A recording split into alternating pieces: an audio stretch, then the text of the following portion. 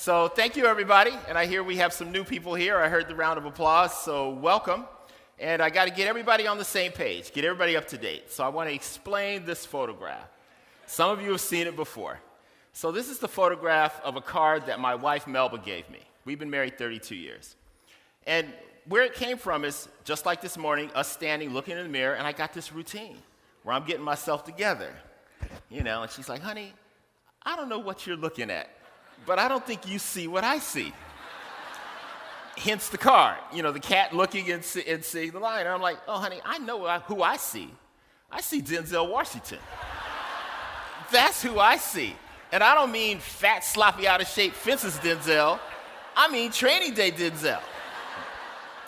So afterwards, many of you, my friends, my colleagues have said, hey, Mike, you need to just love yourself. Accept yourself the way you are. So I said, okay, let me give that a try. Let me see if I can start actually seeing myself. So I got a therapist, did some work, started trying to love myself. But then I noticed around my house, there were these dog-eared magazines, People magazine, GQ magazine. And I was like, And it's just me and my wife at home. My kids are out of the house. So I was like, all right, either I can listen to my friends or I can try to get to my 33rd year. I decided to see who she was dog-earing. So this is who I see now, Idris Elba. Yeah, apparently he's the man now, okay? So that's who I'm trying to be. So part of what we have to do, part of being a leader, trying to do something that hasn't really been done before, we have to be delusional. We have to see the world the way we want to see it. And so we've got a powerful mission. This is it. To do anything, we can do it. Great Place to Work, to help your organization become a great place to work for all. And we'll do anything to try and make this happen. We know this is better for business, better for people, and better for the world. We've proven it. How many of you have gotten one of these great badges? Yeah. That's how you let the world know. You tell the world no. And the thing is, you can't get these badges unless your people say you're a great place to work. That's what I love about them. You have to earn it. Your people have to say. So when we say great place to work for all, just to be on the same page for some of the new people, let's talk about what we mean. It should be a great place to work for all if you have no hair. It should be a great place to work for all if you have gray hair. It should be a great place to work for all if you have uniquely beautiful hair. And it should be a great place to work for all if, because of what you believe in, you choose to cover your uniquely beautiful hair. So when we say great place to work for all, we mean great place to work for all, including 9% of all working people who have a member of their family who is physically or mentally disabled. And only half those people tell their coworkers about that because they're afraid if they tell their coworkers, it'll affect their career progression. Those aren't crazy people. Those are smart people. Because in a place that's not a great place to work, it will. Because at a great place to work company, we know this is an awesome person who can get up at 3 a.m., get their kid ready for school, and come and do great work. We know this is an awesome person. We know it's better for business. We've done all the analysis. We've written books about it. Other people have researched us. We know it's better for people, not only working people, but their families and their communities. And we know it's better for the world. Because when you put those things together, it changes the world, which is what we're all here trying to do. We believe in what Mark Benioff says from Salesforce, always at the top of one of our lists. This is the role of business. It's much more than just business. We believe it is to improve the state of the world. So how does it happen? What is this thing called a great place to work for all? It's made up of a few things. Many of you know because we measure it and we score it. The first is values. We talk to the employees, we survey the employees to find out whether or not the values that are on the website are actually for real. We look at leadership to see what kind of environment they're creating. Are they creating an environment where innovation thrives or one that stifles innovation? Trust. This is what Great Place to Work has been surveying and been talking about for 30 years. This is the foundation for all our work. Without trust, there is no engagement. Without trust, there is no inclusion. Without trust, there is no innovation. We measure maximizing your potential. This is the newest part of our methodology because we found out you could be a great place to work for some, but not a great place to work for all. So we do a demographic comparison, and we reward companies where there are fewer gaps, where people are having a consistently great experience. And we penalize companies where that's not true. Because when you unlock people, you get innovation by all, what this summit is all about. And when you do that, you get financial growth. That's more dineros. That's more dough. That's more money. I'm trying to be international, okay? Dough is what I love, but that is money. And that's what happens. So this methodology stands on trust. And as leaders, what are the things we think about? Number one is respect. This is how we treat people. Depends on how we walk by people, how we greet people, the kind of email we write, the kind of tweet we tweet. All those things build trust or erode trust. And we always want to be building trust. Credibility. As a leader, we want to be credible, which means we have to be consistent. We have to talk to everybody in the same way, not an uneven way. And fairness, the most important of all. This is the thing. People want to know that they're being treated fairly compared to everyone else, regardless of who they are, or what they do in the organization. Why? Because it really matters. So here's some data. We did a study. We looked at the companies on our best workplaces for women's list, and we compared them to companies that aren't on our list. A survey of the American worker. So this is US data. And what we see here is in some important areas like favoritism, pay, and promotions that are deserved. The experience in a great place to work company is twice as good. Twice as good. Here's some other things that matter. Do you really want to get up and go to work? Does your organization celebrate innovation? Is the environment emotionally and psychologically safe? It's twice as high in a best place to work for women compared to the American experience at work. We just want to say for the record, because whenever I do something on the stage and I talk about like women, I get these tweets. You're being too political. So we just want to make something clear. Great place to work, fairness, justice, and equality are not political ideas. Okay? They have nothing to do with politics. This is how you make that dough. Okay? It's better for business. You can do it to be a good person. I love that. But this is better for business. So let's look at our friend Woody. Woody's out of the closet. He actually lived in a closet. Okay? And so he's out. He's super excited. He's fired up because he's going to a job interview. And look at the team that's going to interview him. Just look at that. So Woody walks in, but then Woody feels like this. Why would Woody feel like this? Well, it might be because he didn't see anybody else made out of wood and 15 inches tall. I think Woody might feel different if right here there was Jessie, the yodeling cowgirl. All right? Probably would make Woody feel a little bit different because what we see matters. We know in diversity, it's not everything. We can't believe what we see because it leads to assumptions. Our mind discriminates, but it is one part of it. It's far more complex than that. My friend Julie Sweet, I love this quote. I always use it. You can't have innovation without diversity of thought, which leads me to this. I wonder if this is a great place to work.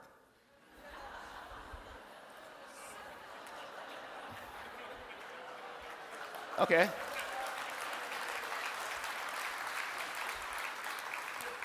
Stay with me, people. I love everybody.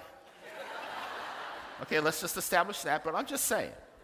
Okay, they haven't called us to do the trust index survey yet. But we are waiting. Okay, but when I think about this diversity of thought, you know, people having to think the same way, I'm just not so sure that it drives innovation. So innovation, we've done a lot of research in this area. If you'd like to get some of that research, please hit me up on LinkedIn. We send it out free. But this is our seminal study that got us started, where we looked at many companies across the U.S. to measure this thing called the innovation by all experience. And what we found is there are many great companies that have something called the accelerated ratio. So when you look at the people and you see people circled in green, these are the people you love. They're fired up. We have to change, shut down the product, and move in a different direction. Let's go. You don't need change management consultants when you have a lot of people circled in green. Consultants hate a company that has a lot of people circled in green. Okay, but this is what agility is. People circled in green. And the people in red, let me be clear who they are. These aren't the people that, you know, people where you say, hey, I have a great idea, and you say the idea and they go, I don't like that idea. All right, I'm married to one. Okay, you need these people. These are super smart people. If it wasn't for this connection that I have, you wouldn't have met me today. Or you might have, but I would have been in front asking for $1. Okay, a whole different situation. You need a diversity of thought. You need people who will challenge your ideas. But the people in red aren't those people. These are people who are having an experience at work based on who they work for that they don't feel trusted. They don't feel cared for. This is the worst thing you can do to a person, which is smash their motivation and their potential. Well, great organizations have only two, so they always have work to do. These aren't bad hires. These are people who are having experience, and there's a leader who needs development. We've also surveyed all companies across the United States that we don't work with, and we found this is the case. I'm calling it the disruptible ratio, because these places are ripe for disruption because people are having a bad experience. That's why these songs like Take This Job and Shove It, Thank God It's Friday, that's why they were so popular, because of this ratio, okay? It's a real thing. Because when you're circled in red, you have fear. Fear looks like earlier today when you looked at each other. It's hard to see. Fear is like, what are you afraid of? Nothing. That person's afraid. What are you? Nothing. Okay? That's what happens. It's bad for organizations. I would fear something like this. I would even fear something like this.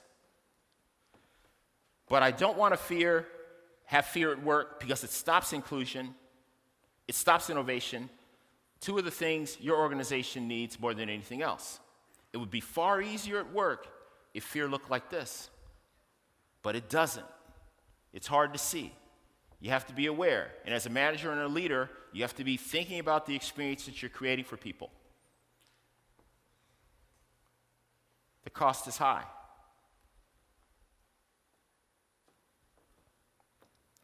Old ideas, managing by fear. Another old idea. I've been at companies and I've had the CEO say, I'd like you to welcome our new Chief of Diversity and Inclusion, Cheryl. She's gonna make it happen here. And they call Cheryl up. Like one person's gonna make diversity and inclusion happen.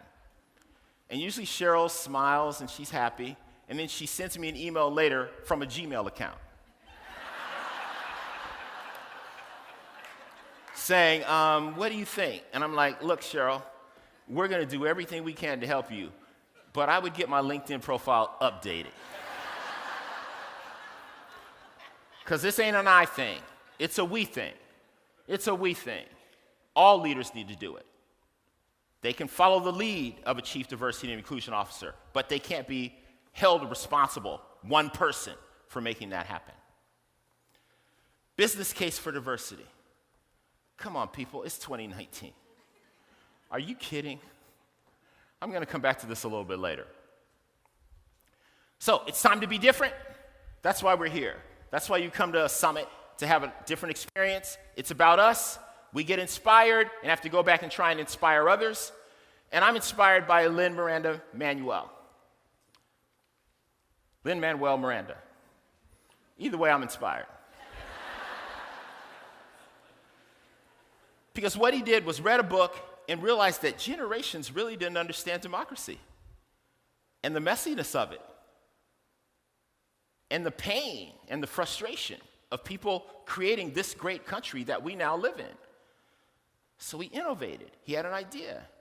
He worked with others and decided through song he could educate millions, as he has done, like it has not been done before. So I'm wondering if that's the key, maybe, using music as a way of communicating. I'm just curious about that. How many of you know about our 9 practice areas? They're the things you fill out in the culture audit. We have these 9 high-trust behaviors. So I'm going to be talking about those in a moment and do it in a new and different way. Are you ready? Okay. Let's see what happens. So, We have to change. Not just me, but you have to do it too. We're important. It's about us because we have to go back to work and help the leaders that we work with maximize the human potential of others. This is a people wave.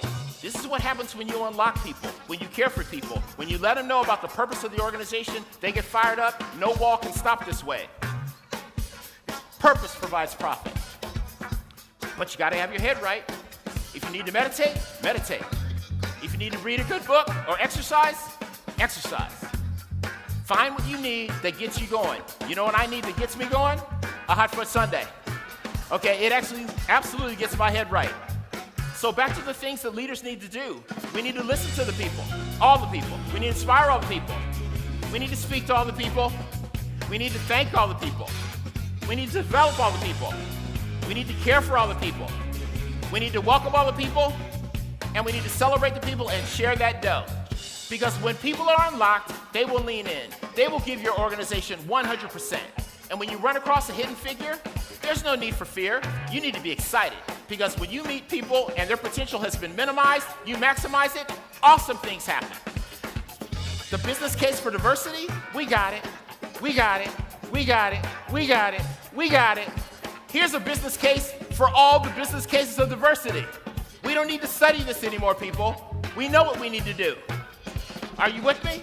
We need to listen to all the people. We need to inspire all the people. We need to speak to the people. This is what leaders do. We need to thank all the people. We need to develop all the people. We need to care for the people. We need to welcome all the people. We need to celebrate all the people and share that dough. Are you with me, people? Yeah. This is what we need to do as leaders. Thank you. Thank you. We want to do these things every day. Yeah. Yeah. Yeah.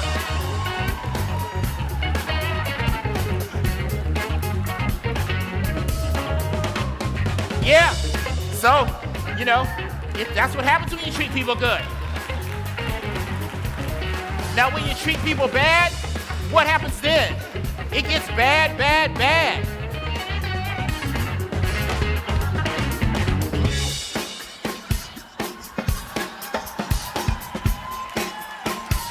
Yeah, I'll do absolutely anything to help you create a great place to work for all.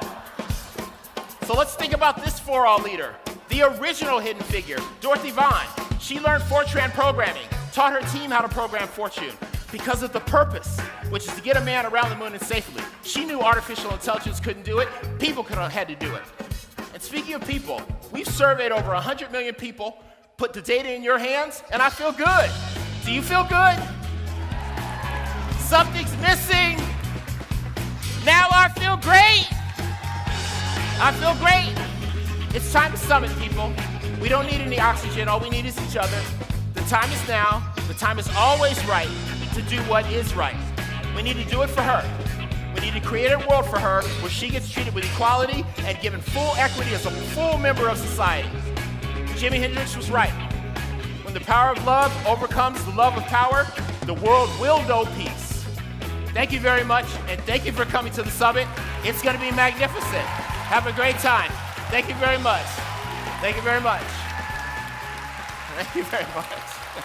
Thank you.